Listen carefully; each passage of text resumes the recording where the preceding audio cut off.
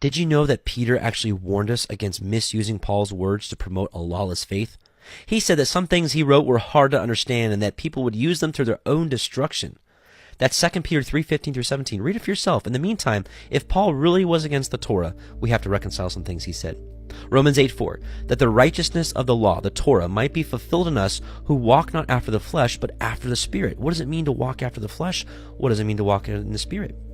Galatians 5:19, now the works of the flesh are manifest, which are these: adultery, fornication, uncleanness, lasciviousness, idolatry, witchcraft. The list goes on.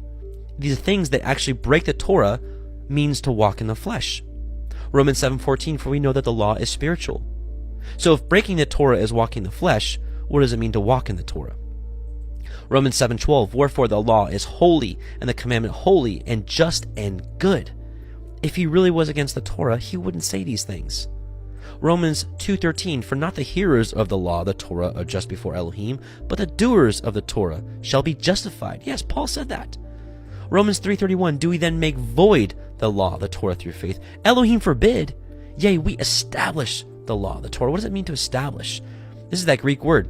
To cause, to make, to stand, to place, to put, to set, to bid, to stand by, to make firm, to fix, establish, to cause a person or a thing to keep its place. He was saying that the Torah stands in its place. We don't walk away from it. Acts 24:14, but this I confess unto you, that after the way which they call heresy, so worship I the Elohim of my fathers, believing all things which are written in the law, the Torah, and the prophets. You may say to yourself, well, Paul said this because he's a Jew and we're just Gentiles.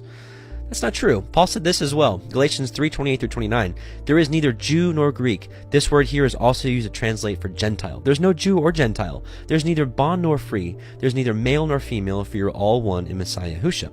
And if you be Messiahs, then you're Abraham's seed and heirs according to the promise. Well, if you're Abraham's seed, what does that mean? Isaiah 41:8. But you, Israel, are my servant, Jacob, whom I have chosen, the seed of Abraham, my friend. If you're Messiahs, then you're the seed of Abraham. If you're the seed of Abraham, you are Israel.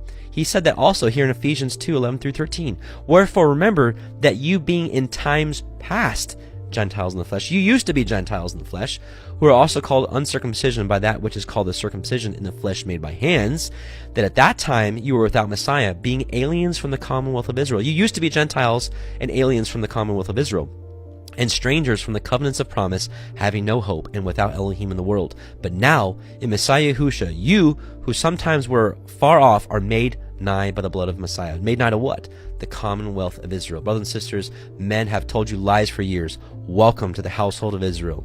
Blessings in the name of Yahweh.